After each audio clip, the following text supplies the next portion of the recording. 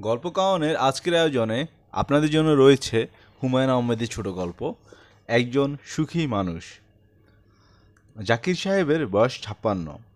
কিছুদিন আগেও তার বয়স ৫৬ই মনে হতো। এখন হঠাৎ যেন তার বয়স অনেকখানি বেড়ে গেছে।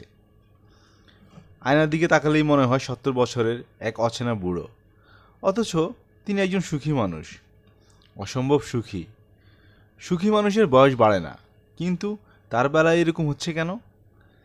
তিনি দাড়ি কামাতে কামাতে এইসব ভাবতে লাগলেন।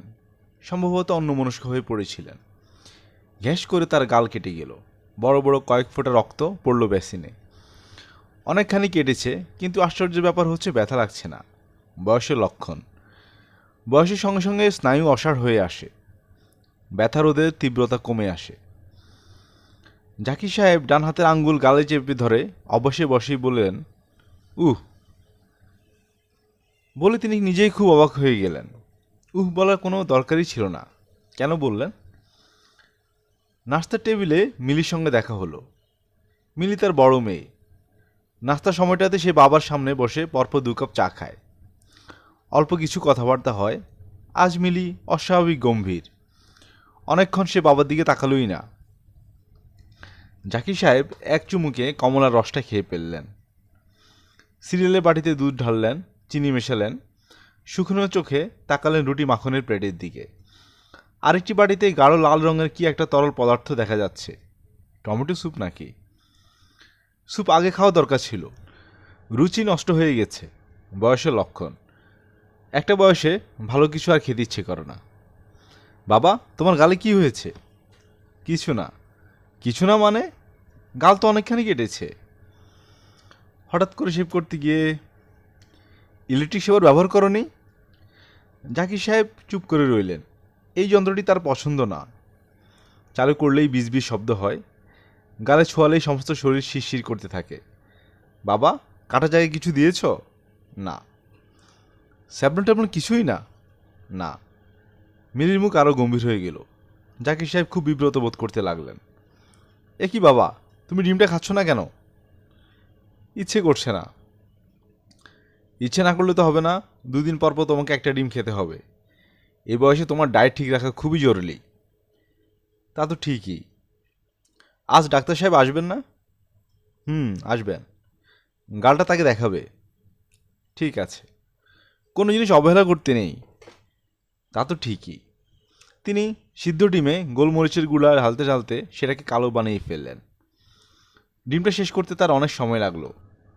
কিছুতেই গলা দিয়ে নামতে চাচ্ছে না। ২-১ বার বমির মতো হলো। চমৎকার সব সুখাদ্য, কিন্তু খাওয়া যাচ্ছে না। বয়স দ্রুত বাড়ছে। আজকাল অল্প হাঁটলেই বুকে হাঁপ ধরে। সিঁড়ি বেয়ে উঠবার সময় রেলিং ধরে ধরে উঠতে হয়। অথচ তার বয়স মাত্র ৫৬। জাকির সাহেব হাঁটতে বেরোলেন। গালের কাঁটাটায় চিনচিনে একটা ব্যথা হচ্ছে। কেন হচ্ছে কে জানে। বেরোবার সময় তার জামে তাকে খানিকটা ভয় পাইয়ে দিয়েছে। চিন্তিত মুখে বলেছে, গাল হচ্ছে শরীরের সবচেয়ে সেন্সিটিভ পার্ট। একে মোটেই অবহেলা করা উচিত নয়। সামান্য ক্ষতেই সেপটিক হয়ে সিরিয়াস ব্যাপার হতে পারে। জামাইয়ের সঙ্গে তার কথাবার্তা বিশেষ হয় না। শরীর খারাপ হলে বা অসুখ হলে সে শুধু খোঁজ নিতে আসে। আজ যেমন নিয়েছে, রাতে একবার খোঁজ নেবে। জাকির সাহেব রাস্তার মোড়ের এক পানওয়ালার দোকান থেকে একটা 5-5 কিনছেন। তখন মিহিরবাবুর সঙ্গে তার দেখা হলো। মিহিরবাবু পাশের বাড়িতে থাকেন। অল্প দিন হলো রিটায়ার করেছেন। মিহিরবাবু অবাক হয়ে বললেন, সিগারেট কিনলেন নাকি? জি। আপনি সিগারেট খান জানতাম না তো। খাই না, এই আজ একটা কিনলাম। কোনো উপলক্ষ নাকি? না না না, উপলক্ষ কিছু না, এমনি। জাকির সাহেব লজ্জিত ভঙ্গিতে হাসলেন। মিহিরবাবু বললেন, কোথাও যাচ্ছেন নাকি? জি না, একটু হাঁটছি, মর্নিং ওয়াক। সকাল 10টায় মর্নিং ওয়াক? না মানে, এই হাঁটা আর কি। আপনার ছেলেরা ভালো আছে? জি ভালো। তারা যেন কোথায় আছে? জাকির সাহেব অন্তরঙ্গ গলায় বললেন, দুজনেই আমেরিকাতে। একজন নর্থ ডাকোটায়, অন্যজন সিয়াটলে। আরেক মেয়ে জামাই জাপান না কোথায় আছে বলেছিলেন যেন?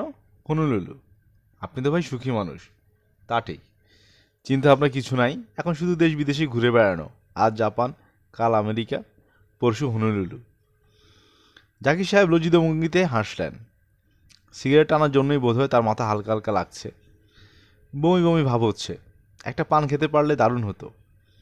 মিহিরবাবু বিমর্ষ ভঙ্গিতে বললেন, আমার অবস্থাটা দেখুন, দুটা মেয়ের এখনও বিয়ে হয় নাই, এর মধ্যে রিটায়ারমেন্ট হয়ে গেল। যাই কোথায় এখন বলুন? জীবনে একটা বাড়ি টাড়ি করতে পারলাম না। এখন যাচ্ছি গোরান, 5টা টাকা নিয়ে বের হয়েছি। কারণ কি জানেন? না, বেশি নিলে যদি খরচ হয়ে যায় সেই ভয়ে। আচ্ছা ভাই, গেলাম, বাস ধরতে হবে। আশ্চর্য ব্যাপার হচ্ছে, জাকির সাহেবও 5 টাকা নিয়েই বের হয়েছেন। নগদ টাকা তার কাছে থাকে না, অবশ্যই থাকার প্রয়োজনও তেমন নেই। নগদ টাকা দিয়ে তিনি কি করবেন? প্রতিদিন বাজারে যাওয়ার আগে তোতা মেয়ে এসে জিজ্ঞেস করে, আপনার কিছু লাগবে? লাগলে কন। মিলি সবসময় বলে, বাবা তোমার প্রচুর টাকা আছে, তোমার 2 ছেলের প্রতি মাসে যত টাকা পাঠায় সেটা তুমি এই জীবনে খরচ করে শেষ করতে পারবে না, সব আলাদা করা আছে। যখন যা লাগবে বলবে। তা তো বলবোই, কোনো লজ্জা করবে না। না, লজ্জা কী জন্যে? যদি কোথাও বেড়াতে টেড়াতে যেতে ইচ্ছে করে বলবে, নিশ্চয়ই বলবো। যখন যত টাকা লাগে চাইবে আমার কাছে, ক্যাশ টাকা তোমার ঘর রাখতে চাই না। 5-6 জন কাজের লোক নগদ টাকা দেখলে লোভ সামলাতে পারবে না, শেষে স্বভাব নষ্ট হবে। তা ঠিক। তোমার যখন যা ইচ্ছে করে আমাকে বলবে। বলবো। জাকির সাহেব বলার মতো তেমন কিছু খুঁজে পাননি। যে ঘরে তিনি থাকেন সেই ঘরে লাল রঙের ছোট একটা ফ্রিজ আছে, 12 ইঞ্চি একটা রঙিন টিভি আছে। যে ঘরে তিনি ঘুমান তার গদিটি 8 ইঞ্চি ফোমের। বিছানার পাশেই বেতের একটা ইজি চেয়ার। হাতের কাছে বইয়ের শেলফ, নিউজউইক এবং টাইম, এই দুটি পত্রিকা শুধু তার জন্যই রাখা হয়। একজন ডাক্তার আছেন যিনি সপ্তাহে একবার বুধবার সন্ধ্যায় এসে তার ব্লাড প্রেশার মেপে যান। মিনি ঘড়ি কাঁটা ধরে প্রতি রাত 10টায় এসে বাতি নিভিয়ে যায়। রাত জাগলে তার শরীর খারাপ করবে তাই। তার খাটের পাশে একটা সুইচ আছে যা টিপলে রান্নাঘরে কলিং বেল বেজে ওঠে।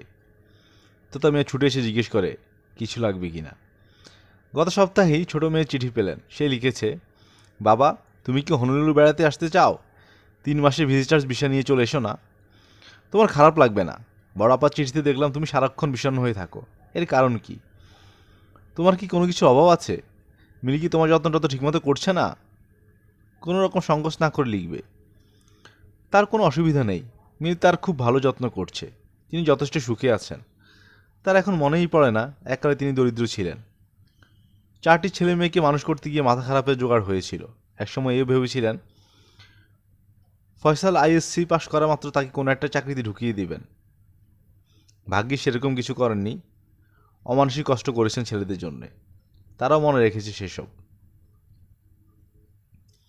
যেবার তার রক্ত আমাশা হলো, কি ব্যস্ত হয়ে পড়লো সবাই। প্রতি রাতে টেলিফোন। বড় ছেলে মাসিক বরাদ্দের টাকা ছাড়াও বাড়তি $1000 পাঠিয়েছিল চিকিৎসা খরচের জন্যে।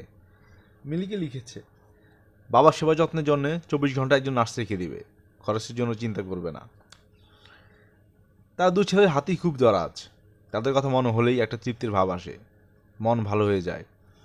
তারা অনেক কিছু করেছে তার জন্যে, কিন্তু তিনি নিজের বাবা মার জন্য কিছুই করতে পারেননি। তার বাবা শেষ বয়সে বড় ভাইয়ের সঙ্গে থাকতেন। বড় ভাই ঘন ঘন চিঠি লিখতেন। বাবাকে আমার ঘাড়ে ফেলিয়া তোমরা সকলে কি প্রকার নিশ্চিন্ত আছো তা আমি বুঝিতে পারি না। বৃদ্ধ পিতামাতাকে পালন করিবার দায়িত্ব কি আমার একার? তোমার কি কিছুই করিবার নেই? এই পত্র পাওয়া মাত্র বাবার খরচ হিসাবে অতি অবশ্যই 50 টাকা মানি অর্ডার যোগে পাঠাইবা। আমি বিশেষ অসুবিধায় আছি।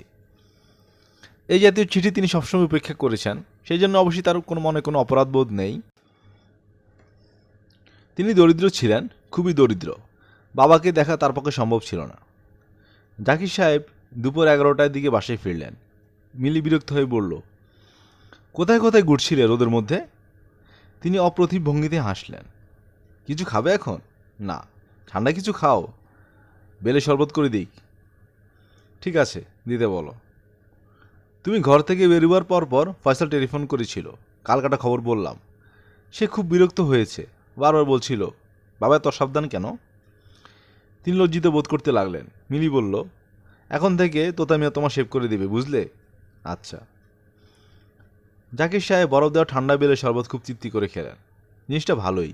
মিলি বলল, সিদ্দিক আজ আবার এসেছিল। তিনি শঙ্কিত বোধ করলেন। সিদ্দিক তার বড় ভাইয়ের ছেলে। কিছুদিন পরপরই সাহায্যের জন্য আসে। মিলি বিরক্ত হয়। আজ এসে সে একটা মিথ্যা কথা ফেঁদেছে। বলেছে তুমি নাকি তাকে আসতে বলেছ। তুমি নাকি সেলাই মেশিন কিনবার টাকা দিবে বলেছ নাকি? জাকির সাহেব মাথা নাড়লেন, তিনি কিছু বলেননি। মিলি কঠিন স্বরে বলল, ভিক্ষাবৃত্তিকে প্রশ্রয় দেওয়া ঠিক না। তা তো বটেই। আমি আজ কড়া এক ধমক দিয়েছি।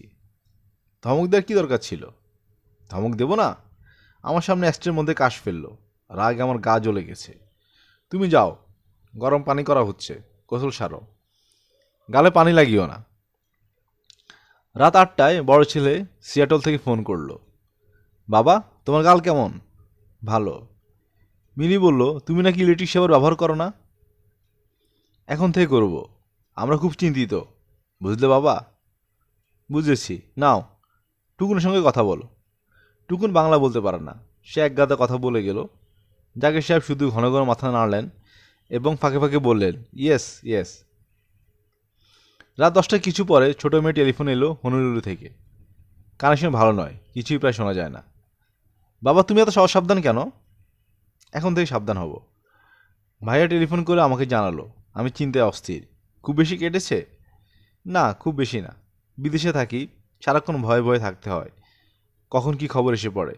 ভয় নেই, আমি অনেকদিন বাঁচব। কথাটা হয়তো ঠিক, তাদের দীর্ঘজীবী বংশ। তার বাবা প্রায় অমর হয়ে গিয়েছিলেন, চোখে দেখেন না, কানে শোনেন না, উঠতে বসতে পর্যন্ত পারেন না, তবু বেঁচে আছেন। তারা তো দীর্ঘ সময় বেঁচে থাকার কোনো প্রয়োজন ছিল না। বেঁচে থেকে তিনি বড় ভাইকে প্রায় পাগল করে দিলেন। আর কিছুদিন বাঁচলে বড় ভাই সত্যি সত্যি হয়তো পাগল হয়ে যেতেন। তিনি কি তাই করবেন? দীর্ঘদিন বেঁচে সবাইকে পাগল করে তুলবেন? জাকির সাহেব বাতি নিভিয়ে ঘুমোতে গেলেন। রাত 12টায় তাকে ডেকে তোলা হলো। ছোট ছেলে কায়সার টেলিফোন করেছে নর্থ ডাকোটা থেকে। জাকির সাহেব ঘুম ঘুম চোখে উঠে বসলেন। মিনি চমকে উঠে বলল, কি সর্বনাশ, তোমার গালের এই অবস্থা কেন? সমস্ত মুখ ফুলে উঠেছে, বাম গালে এমন ফুলেছে যে একটা চোখ প্রায় বন্ধ হয়ে যাওয়ার মতো অবস্থা। মিলি এসে বাবার হাত ধরল। ইস, এ তো অসম্ভব জ্বর। বাবা তুমি শুয়ে থাকো। জাকির সাহেব শুয়ে থাকলেন না, টেলিফোন ধরতে নিচে নেমে গেলেন। হ্যালো কায়সার। হ্যাঁ বাবা, তুমি কেমন আছো? ভালো, খুব ভালো, খুব চমৎকার আছি। এই পর্যন্ত বলে তিনি হাসতে লাগলেন। হাসতে হাসতেই বললেন, এত সহজে আমি মরছি না, বুঝলি? আমি দীর্ঘদিন বাঁচব। একসময় চোখে ঠোকে দেখবো না, কানে শুনবো না, বিছানায় উঠতে বসতেও পারবো না, তবু বেঁচে থাকবো। এইসব তুমি কি বলছো বাবা? জাকির সাহেব হাসতে লাগলেন। একজন সুখী মানুষের হাসি, আনন্দ ও তৃপ্তির হাসি। এতক্ষণ আপনারা শুনছিলেন হুমায়ুন আহমেদ রচিত ছোট গল্প একজন সুখী মানুষ। আমরা নিয়মিত গল্প পাঠ করে শোনাচ্ছি। নিয়মিত গল্প শুনতে আমাদের চ্যানেলটি সাবস্ক্রাইব করে পাশে থাকুন। ধন্যবাদ।